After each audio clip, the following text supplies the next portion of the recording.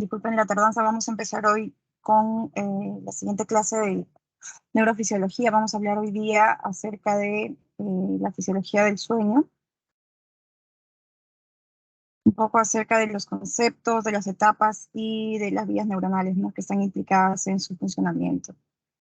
Y finalmente, pues, algunas recomendaciones, ¿no?, para algunos trastornos que de manera general vamos a ver.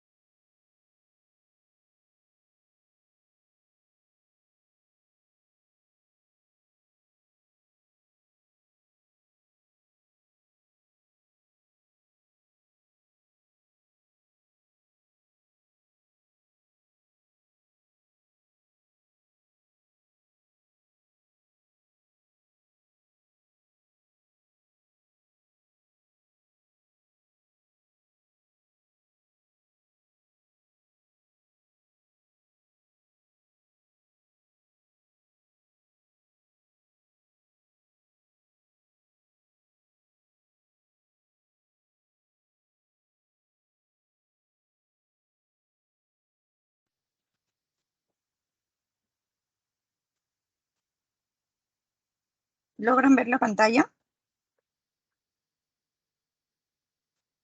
Sí, doctora, sí se ve. Chicos, ¿se me escucha bien? ¿Se logra ver la pantalla? Sí, sí, doctora. Ok, listo. Bien. Vamos a empezar entonces, como les mencionaba, este es un tema un poco más digerible. De repente, sé que el día de ayer que hemos visto bastantes temas a la vez, ¿no? El sueño, pues, es la fisiología del sueño es prácticamente un proceso que nos va a permitir a nosotros, pues, mantener una homeostasis definitiva para el organismo, ¿no? El sueño es un proceso muy importante en la parte de nuestra vida porque nos va a permitir no solamente el reposo, el descansar, sino también lograr adquirir y afianzar todos los conocimientos que nosotros hemos obtenido durante el día, todo el aprendizaje que nosotros tenemos a través de nuestra experiencia, tanto vivencial como lo que ustedes puedan ir aprendiendo teóricamente. A través del sueño es que estos conocimientos tienden a hacerse de manera permanente, ¿no?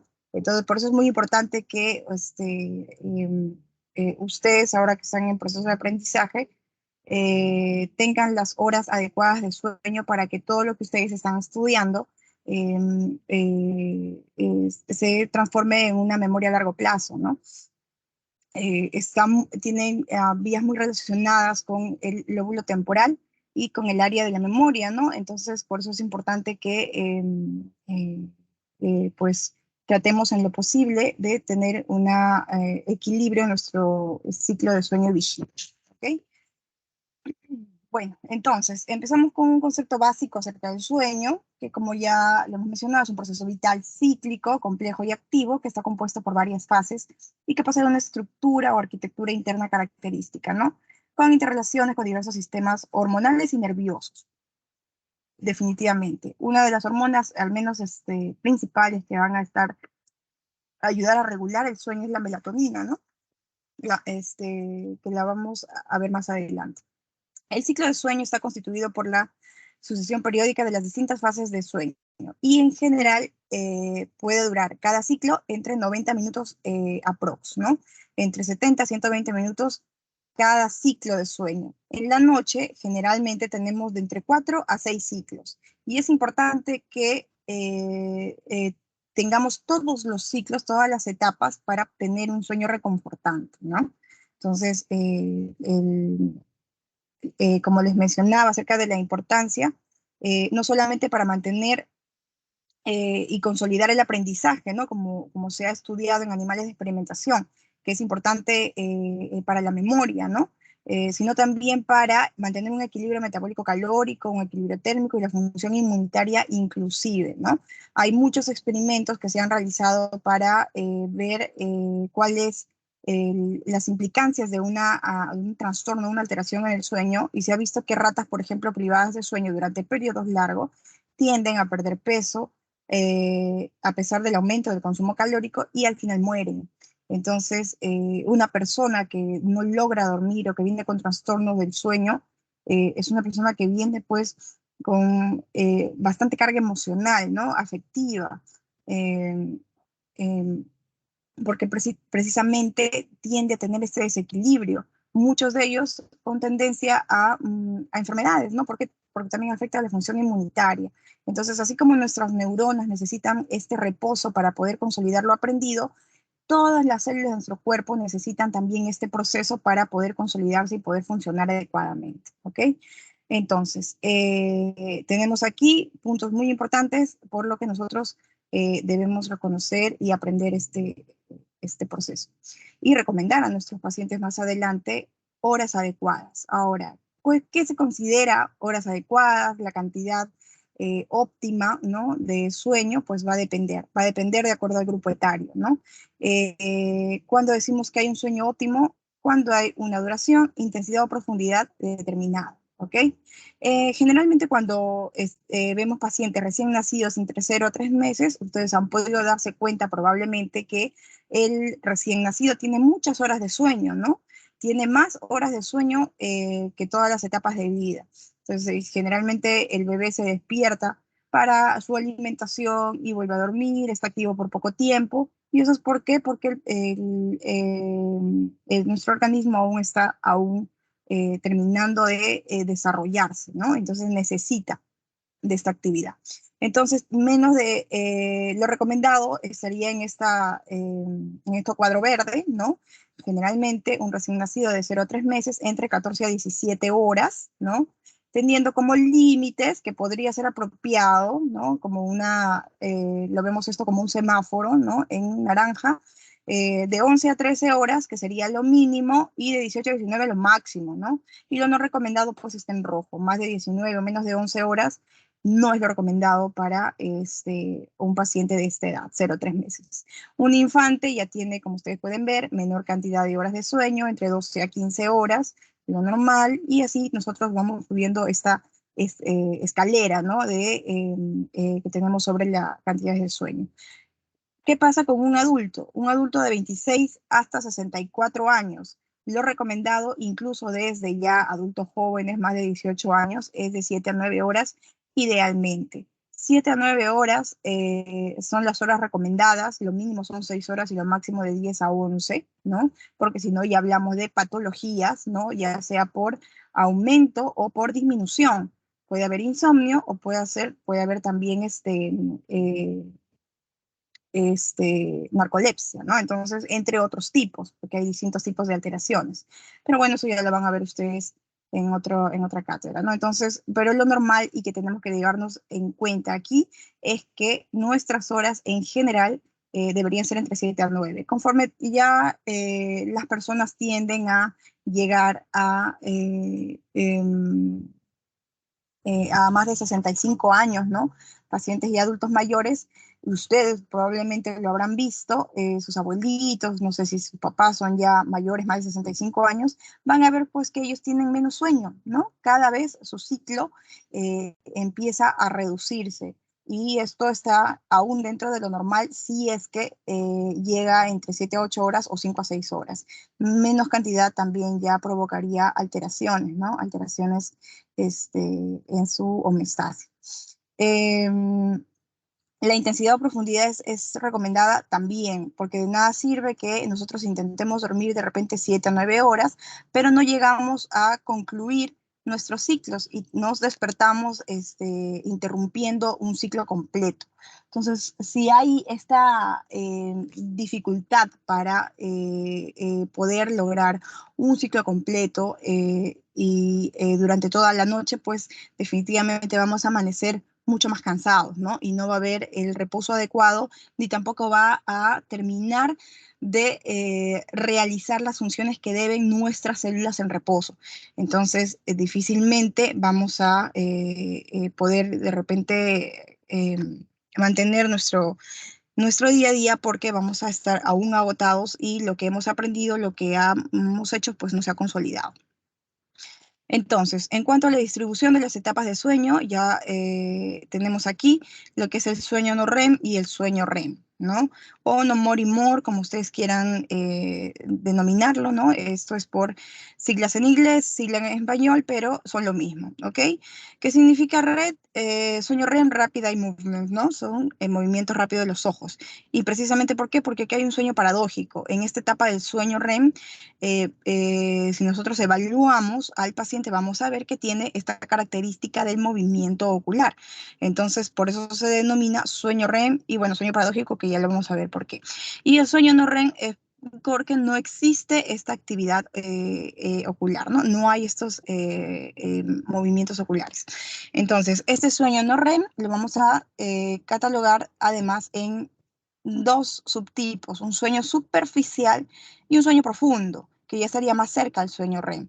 El sueño superficial está dividido en la etapa 1 y 2 y el sueño profundo en la etapa 3 y 4, ¿no? Y lo tenemos en este cuadro. Esto es, bueno, un paciente despierto, ¿no? Con los ojos abiertos que,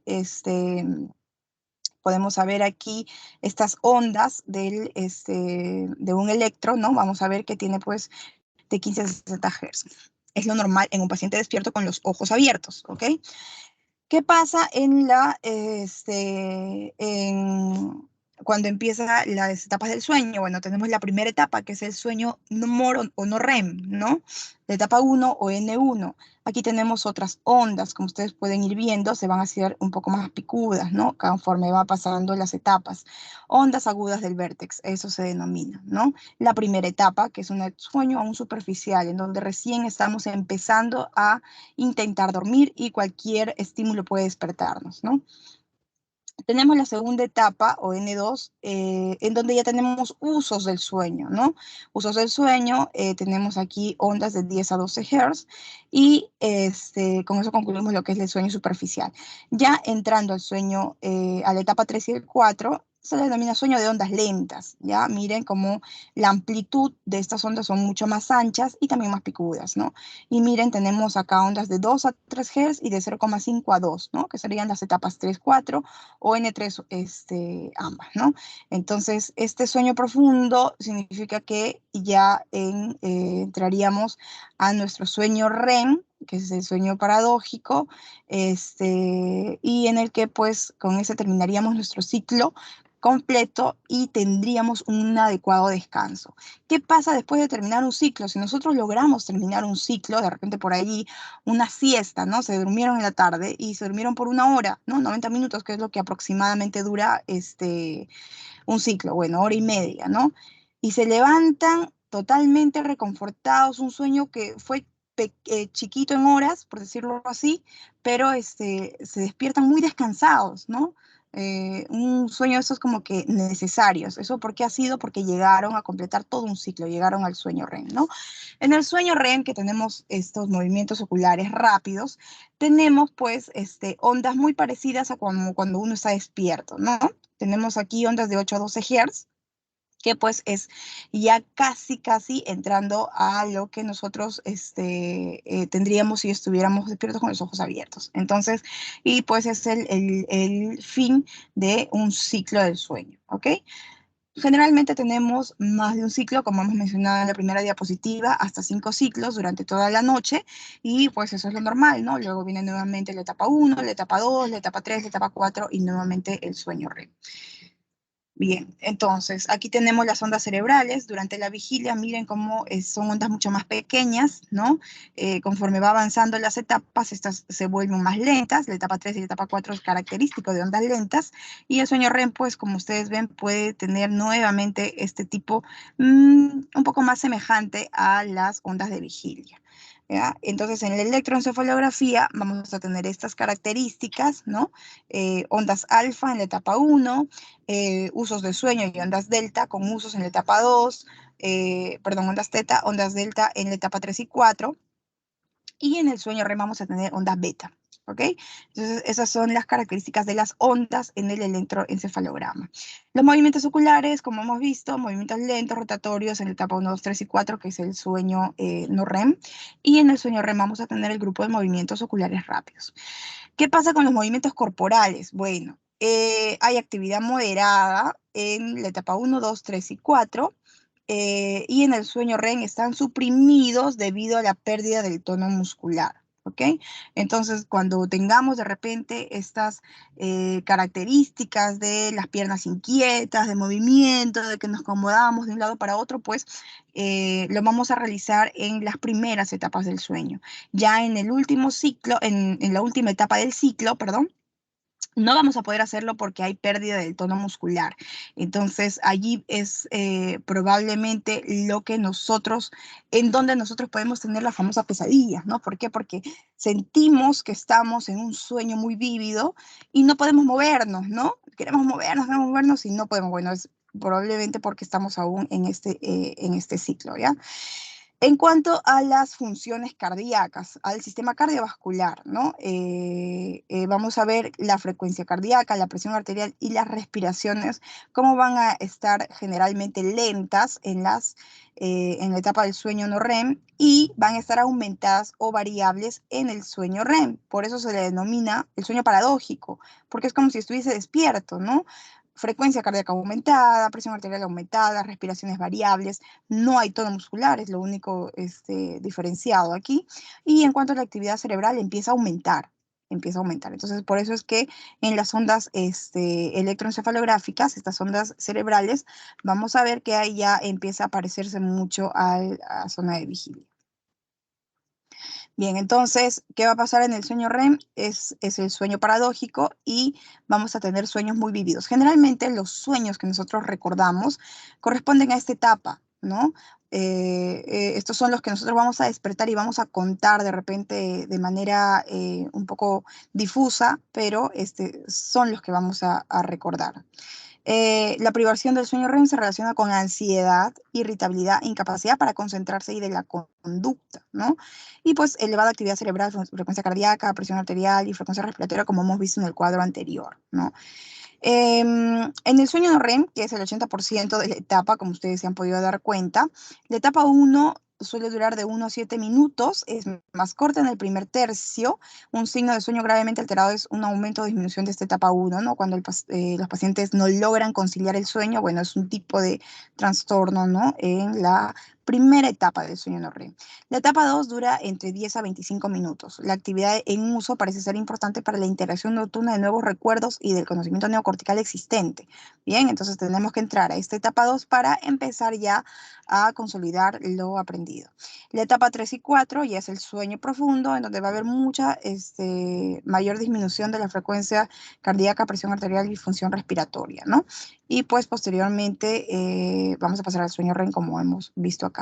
En esta etapa no REM se sueña también hay sueños, ¿no?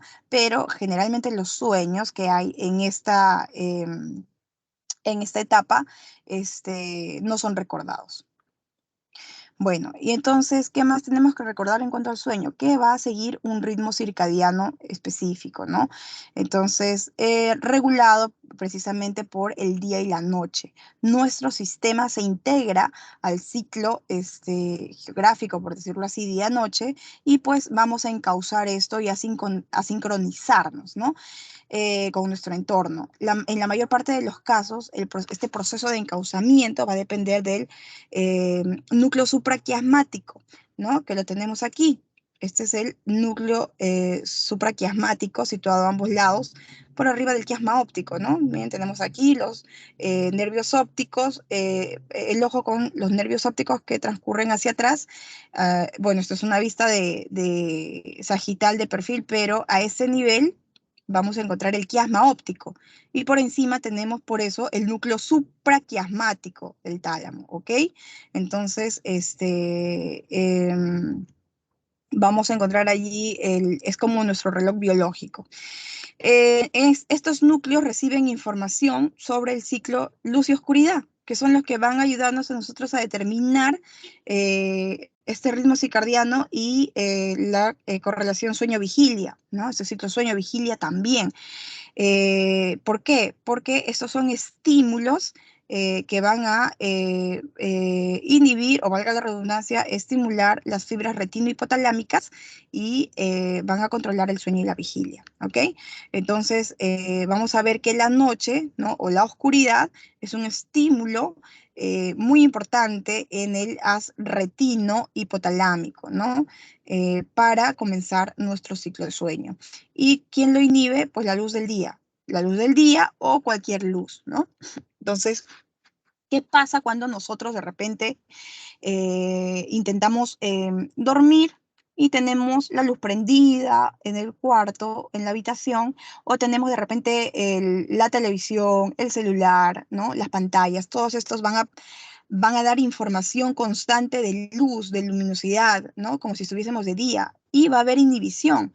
Y por eso, pues, que muchas de las personas no logran empezar la primera etapa del sueño, ¿no? Y tienen problemas para iniciar el primer ciclo del sueño no REM.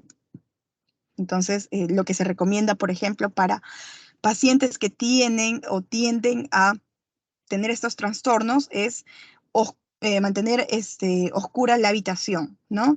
Nada de celulares, nada de televisor, nada de ninguna luz, la luz apagada. Todo para que esta oscuridad estimule de manera adecuada este haz, ¿no? Esta fibra retina hipotalámica y se logre conciliar el sueño.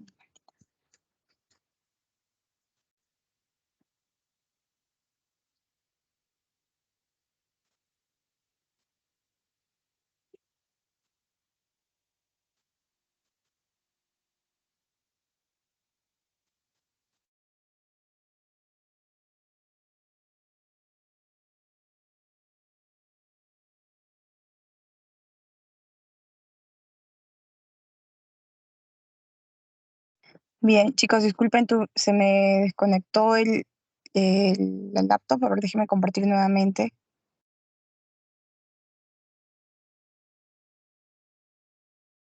Mm,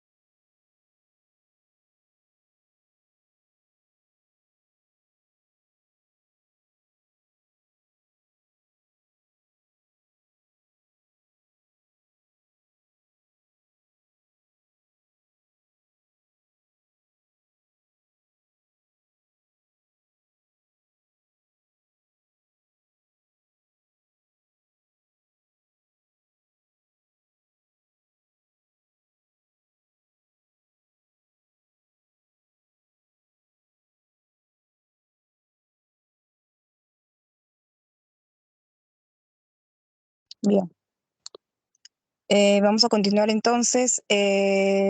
Como estábamos viendo aquí, es importante esas recomendaciones, como les decía, hacia nuestros pacientes, porque muchas veces solamente necesitamos mantener adecuada higiene del sueño, ¿no?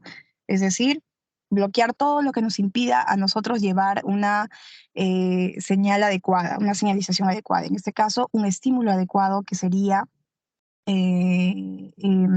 la oscuridad o la noche, ¿no? Para la secreción de la melatonina, por ejemplo, ¿no? Que es una de las hormonas implicadas en este ciclo. Las eferentes de los núcleos supraquiasmáticos, como podemos ver, a ver, tengo un puntero aquí. Ya bueno, las eferentes de los núcleos supraquiasmáticos, si ustedes pueden seguir estas flechitas verdes, ¿no? La flecha verde inicial de estimulación, luego el haz retino hipotalámico, y posteriormente ustedes pueden ver que estas eferentes de los núcleos emiten señales neurales y humorales hacia la glándula pineal y también hacia neuronas simpáticas del ganglio cervical superior.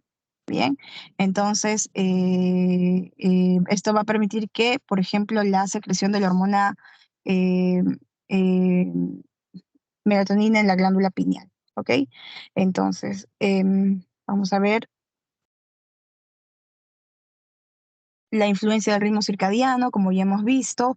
El sueño se optimiza mejor cuando está alineado con el reloj corporal circadiano, ¿no? Y esto lo podemos ver sobre todo cuando hacemos viajes en donde hay muchos pasajes de los usos, ¿no? Eh, em, en los que de repente estamos nosotros a los usos horarios, ¿no? Estamos a una hora específica acá en Perú y de repente viajamos al hemisferio norte y tienen, o Europa, no sé, y tienen muchas horas de desfase, ¿no? Y entonces de repente estamos aquí de noche y en el otro lado están de día, bueno, eso genera una alteración en el ciclo sueño, ¿no? Y empiezan a haber dificultades, ansiedad, trastornos psicológicos, hasta que nuestro cuerpo vuelva a alinearse a ese ritmo a ese ritmo circadiano en esa localidad, ¿no? Entonces, generalmente vemos en pacientes que han tenido estos viajes, ¿no? O de repente que vienen aquí también, ¿no? Turistas, de repente podemos ver que tengan ese problema. Entonces, el sueño se optimiza mejor cuando está alineado con el reloj corporal circadiano. ¿Qué va a haber? Disminución de temperatura corporal durante la noche va a activar las neuronas GABA, promoviendo la iniciación y mantenimiento del sueño. Y el aumento de la temperatura corporal en la mañana va a inhibir estas neuronas, lo que va a promover asimismo la vigilia, ¿no? Y conduce a la activación de los circuitos de excitación. Acá tenemos un cuadro hacia arriba de la temperatura. El siguiente cuadro de abajo es la hormona de crecimiento, por ejemplo, que también está relacionada, y el cortisol, ¿no? ¿En qué momento del día de repente tenemos mayor producción de hormonas, ¿no? Cortisol, de hormona de crecimiento, entre las 24 horas y 6 de la mañana, ¿no? La noche. ¿Y qué pasa aquí? Hay disminución de la temperatura. Si hay disminución de la temperatura, hay disminución de las neuronas GABA y esto quiere decir que estamos en la etapa del sueño. ¿Qué pasa en la etapa del sueño? Hay aumento de las hormonas de crecimiento, hay aumento de las hormonas de cortisol. Entonces es muy importante el sueño también para que los niños puedan crecer adecuadamente, ¿no? Está relacionada con la secreción hormonal también.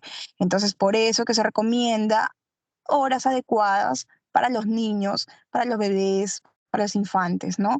Porque si el paciente no logra tener este ritmo de sueño, como podemos ver aquí, en el día no hay mucho incremento de la hormona de crecimiento. Entonces, por ahí puede haber también distintas causas que nos puedan explicar por qué de repente un niño, entre otras cosas, ¿no? Puede tener alteración de crecimiento, ¿verdad? Si hablamos de manera específica del sueño, porque ya sabemos que, pues, allí podríamos hablar hasta de desnutrición crónica, ¿no? Pero esa es otra causa. Entonces, el sueño es importante para la memoria, para la inmunidad, para mantener un equilibrio metabólico y para el crecimiento, como podemos ver aquí. Entonces,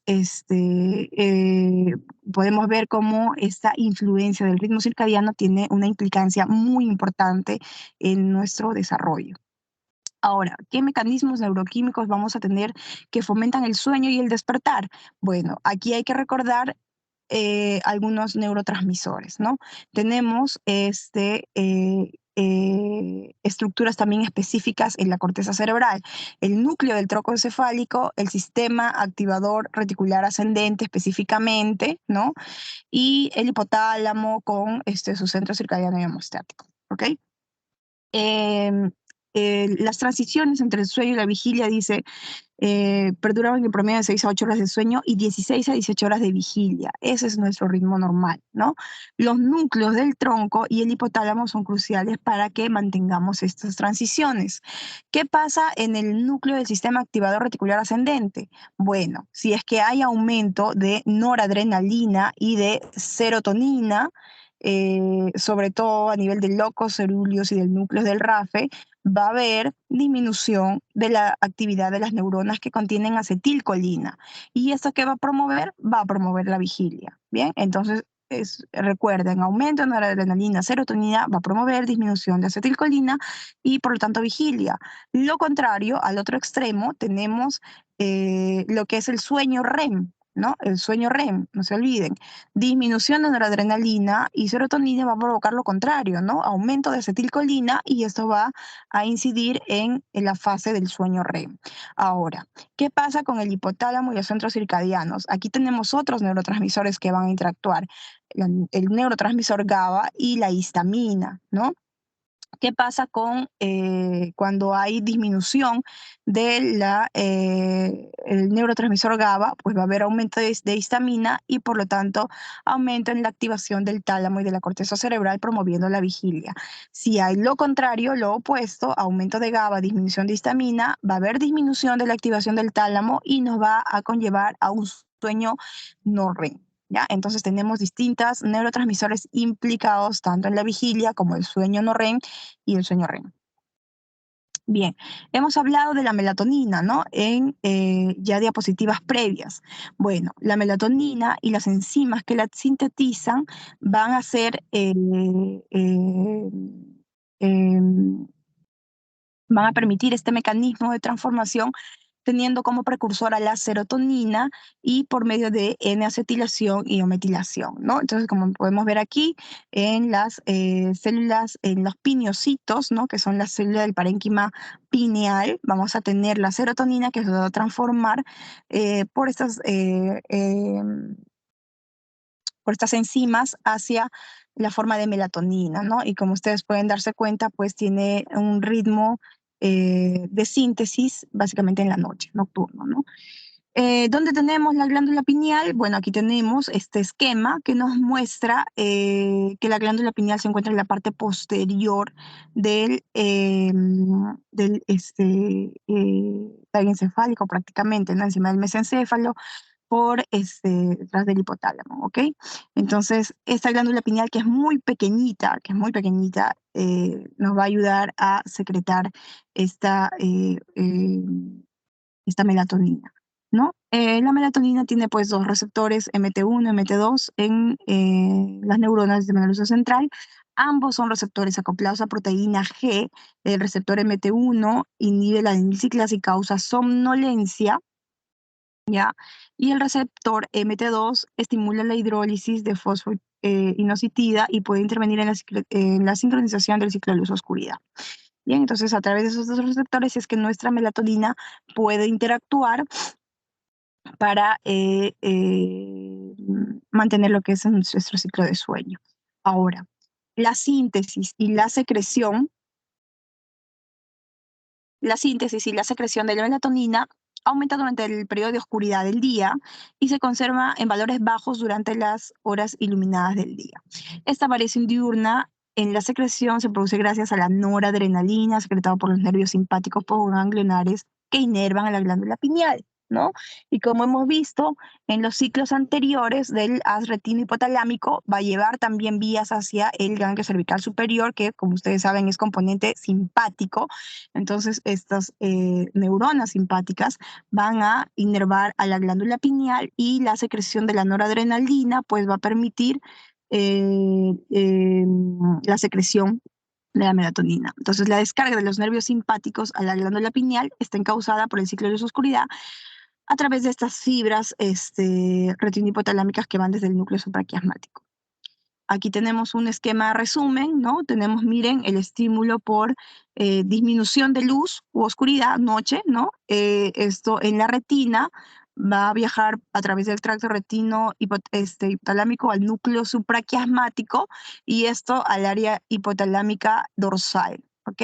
Al ganglio cervical superior, simpático, la hipófisis y va a haber producción de melatonina como ustedes pueden ver acá. Va a haber acción sobre los receptores MLT1, ¿no? Que ya hemos visto, bloqueo del sistema del despertar y por lo tanto consolidación del sueño. Bien, entonces ese es el mecanismo por el cual actúa. Esto es un cuadro resumen también de las estructuras y de las vías neurales. Tenemos el núcleo supraquiasmático, tiene fibras que van a conectarse con el prosencéfalo, con el tálamo y con el hipotálamo. El prosencéfalo va a llevar información a la neocorteza, al hipocampo, al sistema límbico, a los núcleos basales y se va a encargar de la atención, la memoria, la emoción, el desempeño psicomotor y la integración sensoriomotora, al igual que el tálamo. Y el hipotálamo pues a la hipófisis anterior, al hipotálamo mismo para regular la temperatura, el metabolismo corporal, al hipotálamo anterior para la regulación de la concentración de hormonas, ¿no? Como hemos visto, hormonas de crecimiento, el cortisol, hormonas tiroideas. A la formación reticular del tronco para mantener el ciclo sueño-vigilia y a la glándula pineal para la secreción de melatonina, ¿ok? Bueno, y aquí al otro lado también tenemos un esquema de algunos neurotransmisores, como hemos visto, que están implicados en la vigilia, en el sueño no REM y en el sueño REM, para que ustedes ahí lo repasen, ¿ok? Bien, entonces, básicamente eso es todo lo que yo quería hablarles acerca de la fisiología. Aquí le voy a dejar como un plus algunos trastornos que podemos encontrar por alteración del sueño, ¿no? Trastorno del ritmo circadiano, por ejemplo, vamos a tener trastorno del ritmo sueño-vigilia, que no es de 24 horas, un síndrome de retraso, adelanto de la fase del sueño o cambios agudos en el ciclo sueño-vigilia. El famoso insomnio, ¿no? Que puede tener dos tipos, a crónico o a corto plazo. La narcolepsia, ¿no? El trastorno de movimiento relacionado con el sueño. Tenemos trastornos de la respiración relacionados con el sueño, ¿no? Las famosas apneas del sueño o apneas obstructivas. Y las parasomnias, ¿no? Que básicamente son las pesadillas y el sonambulismo. Entonces, como ustedes pueden ver, pueden haber múltiples alteraciones y todas de ellas relacionadas a cada etapa, ¿no? Trastorno del ritmo circadiano, bueno, generalmente cuando hay un cambio en el ritmo, que como nosotros sabemos está acoplado a nuestro ciclo de sueño-vigilia. Por exceso o por aumento del sueño, insomnio o narcolepsia, ¿no? Pueden haber trastornos de movimiento, piernas inquietas, porque ya hemos visto que durante el sueño pues también hay movimiento, sobre todo en las primeras etapas, ¿no? Y trastornos de la respiración, hay que tener mucho cuidado en algunas personas que pues puedan sufrir de esto, ¿no? Y ya ustedes ven que la frecuencia cardíaca, la frecuencia respiratoria, la presión arterial varía de acuerdo a qué etapa nos encontramos y pues algunos pacientes, por ejemplo, obesos o algunos que sufran de em, algo estructural pueden complicarse, ¿no? Con su respiración durante el sueño. Y finalmente las parasomnias, que como les he mencionado, vamos a tener sueños muy vívidos, sobre todo, no se olviden, en la etapa del sueño REM, y que si son, pues, pesadillas, las vamos a recordar y vamos a tener este pavor, este terror, ya que pues justo en esta etapa tenemos pérdida del tono muscular y vamos a tener imposibilidad del movimiento. Entonces, ¿los trastornos del sueño pueden ser un factor de riesgo para distintas enfermedades? Sí, ¿no? Los trastornos del sueño generan un estado de estrés crónico. Una persona que no tiene una cantidad, una duración adecuada, va a estar en un estado de estrés crónico y esto se relaciona con aumento de el cortisol, aumento de la actividad del sistema simpático, un estado de inflamación crónica, todo lo que favorece daño endotelial vascular, generando hipertensión, tendencia a la trombosis, ¿no? Entonces, como ustedes pueden darse cuenta, parece inocuo, parece un poco inofensivo, no dormir adecuadamente, pero no es así, ¿no? A la larga puede provocar o puede ser un factor de riesgo, ¿no? Unido a otros factores de riesgo, por supuesto, que tenga el paciente, puede pues llegar a provocar patologías cardiovasculares, metabólicas, neurológicas, psiquiátricas, entre otras. ¿Cómo recomendamos? Hay que recomendar pautas de higiene del sueño. ¿Y eso qué significa? ¿No? ¿Qué significan estas tener una adecuada higiene del sueño? Pues básicamente limitar las siestas a no más de 20 minutos. No es muy bueno estar durmiendo en el día porque si no en la noche pues no vamos a poder tener el sueño adecuado, ¿no? Tomar un baño de agua caliente para empezar a relajarse, mantener una rutina, ¿no? Respetar las horas de sueño, crear un ambiente adecuado, ¿no? Va a favorecer el sueño y ayudar a mantenerlo. De nada nos sirve tener televisores, la computadora, celulares, cosas que interrumpen el estímulo de la oscuridad en la retina para conciliar el sueño. No vamos a poder dormir mientras haya mucha luz, ¿no? Una cena suave en las noches es importante, ya que las comidas pesadas pues entorpecen la digestión y complican el descanso. Y moderar el consumo de café o té, que son estimulantes, ¿no? Estimulantes, entonces no van a lograr iniciar el descanso si es que nosotros consumimos estas sustancias, pues a por lo menos 4 horas antes de dormir. Y en el cuadro adyacente, pues, del lado derecho tenemos ahí medidas generales, ¿no? Procurar levantarse y acostarse siempre a la misma hora, incluyendo fines de semana o en vacaciones, dormir las horas recomendadas, ambientes favorables, cama confortable, luz totalmente apagada, en silencio, evitar dormir durante el día, evitar permanecer en cama en actividades ajenas al sueño, estudiar, por ejemplo, hacer tareas, comer en la cama no es lo recomendado, no realizar ejercicio vigoroso minutos antes de dormir. Yo sé que de repente algunos quieren hacer ejercicio en la noche, no es muy recomendado porque luego del ejercicio hay mucho más incremento de adrenalina, ¿no? Entonces, o no adrenalina, mucho estimulante para iniciar un proceso de sueño. Evitar pensar sobre sus actividades del día, ¿no? El estrés y evitar ir a dormir si está estresado, enojado o preocupado. Bueno, son medidas generales, recomendaciones en general que nosotros podemos indicar a nuestros pacientes cuando pues nos encontremos con a alguna alteración de este tipo. Muy bien, chicos, eso era todo lo que yo quería exponerles ahora. Bien.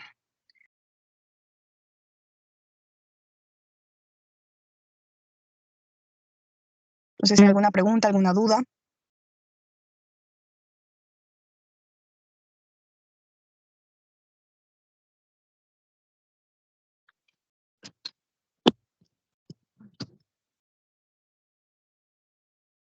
Bien. Muy bien, chicos. Si no hay preguntas, vamos a terminar la clase. Nos conectamos nuevamente el día lunes para completar los siguientes temas de nuestro sílabus, ¿sí? Yo hoy día les voy a enviar con su delegado esta y la clase de ayer, las voy a juntar en una porque las tengo en varias en distintas diapositivas, como se pudieron dar cuenta ayer. Así que voy a consolidarlas y se las voy a enviar para que ustedes vayan repasando, ¿ok? Muy bien, chicos. Buenos días. Doctora, lo de la clase del día lunes me va a confirmar aún, ¿no? El horario. Sí, generalmente entre 8 y 9, ¿sí? Ese va a ser nuestro horario. Si no hay mayor complicación, el lunes sería a las 9, pero te voy a ir comunicando definitivamente unos días antes. Ok, doctora. Gracias. Listo. Hasta luego. Buenos días, chicos.